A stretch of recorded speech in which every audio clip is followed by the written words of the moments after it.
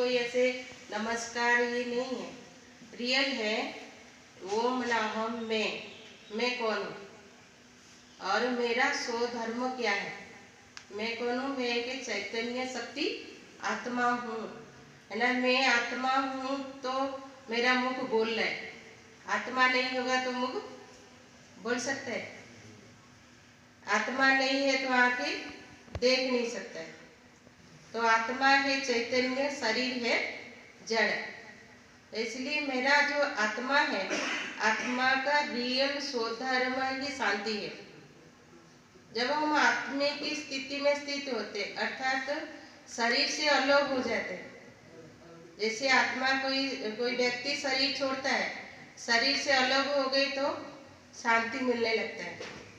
एक शरीर होता है सूक्ष्म, एक शरीर होता है स्थूल।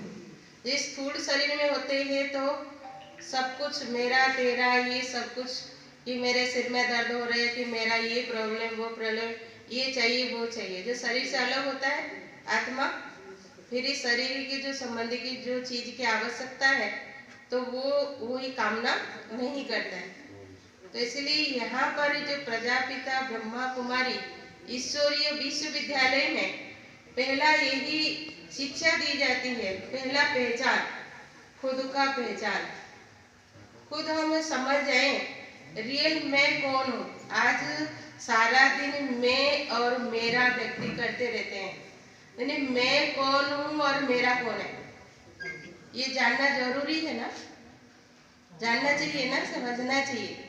यानी मैं रियल में मैं कौन हूँ, ये जो देख रही मैं हूँ क्या, ना और कोई है जिसका वैल्यू रहता है। कोई व्यक्ति बहुत ऊंच पोस्ट में है, ऊंच पद वाले है, लेकिन तब तक ऊंच पद का वैल्यू है जब तक उनमें आत्मा है। जो आत्मा निकल गया तो वैल्यू खत्म हो गया। तो इसीलिए हमें यहाँ पर क्या होता है, प्रजापिता ब्रह्मा कुमारी में पहला पक्का कराया जाता है कि रियल आत्मा परमात्मा जो कहते हैं, तो ये पक्का है कि चैतन्य शक्ति हम आत्मा है।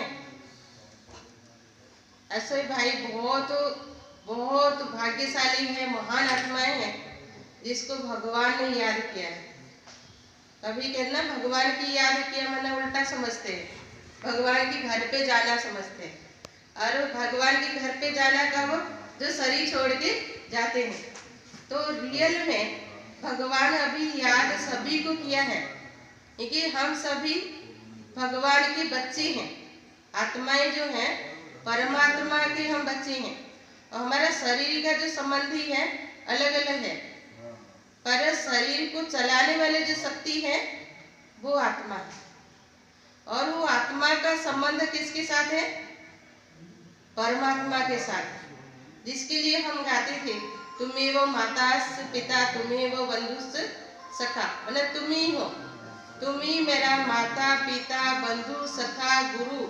क्योंकि मेरा तो शरीर की बंधु सखा गुरु माता पिता है ही। वो कौन है जिसके लिए हम गाते हैं? रियल वो है मेरा जो मैं कहने वाला जो आत्मा है। तो मेरा आत्मा का ही माता पिता कौन है? परमात्मा। हमारे दो संबंध है, एक शरीर का संबंध, एक आत्मा का संबंध। लेकिन हम भगवान कहते हैं तो भगवान कहने से क्या होता है, हम उनके आज भक्त हो गए। भक्त और भगवान में अंतर क्या है? भगवान और भक्त, भगवान तब खुश होगा जब भक्त उनकी क्या करेगा, जो भी कहे भगवान वो भक्त जो उसी अनुसार चलेंगे। और जब भक्त खुश करेंगे तभी जाए भक्त को कुछ भगवान से मिलेगा। लेकिन हम कौन है? हम भगवान के कौन है? बच्चे। क्योंकि हम जो आत्माएं हैं, जो आत्माएं के जो हमें शरीर रूपी कपड़े पहने करके रोल कर रही है, हम कौन है? आत्मा है। तो हमारा आत्मा का माता पिता परमात्मा, तो इसलिए हम उनके बच्चे हैं। तो जब हम उनके बच्चे हैं तो हमारा बच्चों का माता पिता से अधिकार होता है ना। लेकिन हम मंदिरों में जाते थे, क्या करते थे? भगवान के आके मांगते थे। लेकिन मांगने वाले कौन होते हैं? मांगने वाले कौन होते हैं? हम भिखारी थोड़ी है, हम तो भगवान के बच्चे हैं। लेकिन हमारा जो अधिकार है वो अधिकार अभी तक हमें परमात्मा से ले ही नहीं पाए, भगवान से। तो हम भगवान के अर्थ तो बहुत कुछ किया।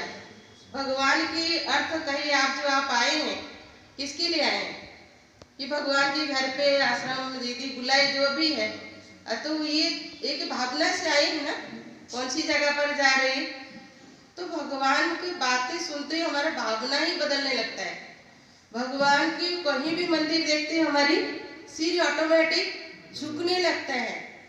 और भगवान के कोई अर्थ कुछ करना हो तो ऑटोमेटिक जैसे निकलने भी लगता है। क्यों?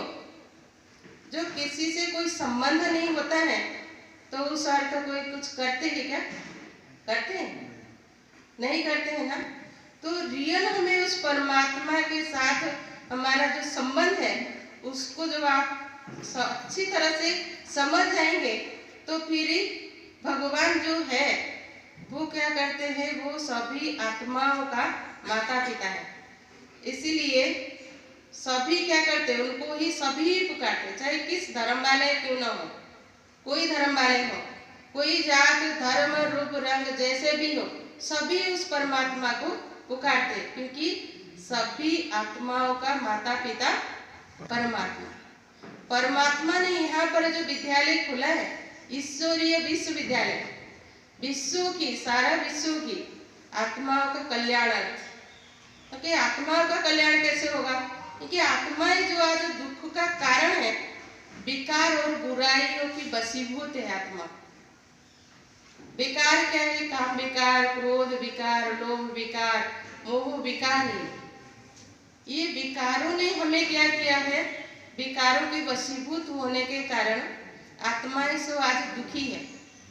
अभी के समय पर जितना सुख साधन साइंस के द्वारा हमें मिल रहा है, ऐसे भी मैं सोच रही, जो भी भाई जी बैठे हुए हैं, ऐसे कोई ऐसे कमी नहीं होगा घर में ना। साधन सुविधाएं जो भी है ना, सब कुछ है ना। लेकिन हम पूछे कि आप सदा सुखी हैं, सदा खुश हैं? क्यों नहीं? कुछ तो कारण है। सुख साधन सब है, फिर भी हम खुश नहीं है। और इससे क्या सिद्ध करता है जो हम सदा खुश रहे? सदा खुश कैसे रहे? कौन सी चीजें हम मिल जाए जो हमें सदा खुश रहे? देखिए, जो सुख साधन सुविधाएं हैं ये भौतिक चीज है। ये भौतिक चीजों से हमें आत्मा को सुख शांति नहीं मिल सकता है। हमें बाहर की और चीजों से हम कितना भी कुछ भी करें तो उससे सुख शांति मिलता भी है, थोड़े समय के लिए, कुछ समय के लिए शांति और खुशी का महसूस करते। यानी सदा खुश रहे, सदा शांति में रहें, उसकी विधि है कि जब हम अपने को थोड़े समय के लिए शरीर से अलग चैतन्य शक्ति आत्मा समझ करके उस परमात्मा के सही रूप को पहचान करके उनको याद करेंगे, वो है शांति का सागर है। जैसे सागर से जिसका कनेक्शन होता है वो कभी सूख सकता है क्या? जैसे नदियां भी सूख सकता है, यानी जिसका सागर से कनेक्शन वो सूख नहीं सकता है। उस तरह परमात्मा यदि शांति का सागर है, हम उनसे कनेक्शन जोड़ेंगे तो वो हमारा पिता है, आत्मा का सर्व संबंध उस परमात्मा के साथ है। तो कनेक्शन जो संबंध जोड़ते हैं तो वो सुख का सागर है, शांति का सागर है, शक्ति का सागर है, आनंद का सागर है, प्रेम का सागर है, पवित्रता का भी सागर है। तो इसलिए हम क्या करते हैं, उस परमात्मा जैसी आत्मा को अभी तक किसी ने भी खोज नहीं कर पाया ना। हमारी धार्मिक जो भी नेताएं हैं, धर्म आत्माएं हैं, उन्होंने भी परमात्मा और आत्मा की खोज करती रही, बताती रही आत्मा परमात्मा के बारे में। पर लास्ट में सभी शास्त्रों में, गीता में यही लिख दिया है, न्यति न्यति, अर्थात ना पता कि भगवान तुम्हारे बारे में हमें पता नहीं है। वो खुद स्वयंभू भी कहते हैं, खुद आते हैं और खुद आकर के निराकार होने के कारण मानव शरीर का आधार लेकर के ये सारी बातें बताते हैं।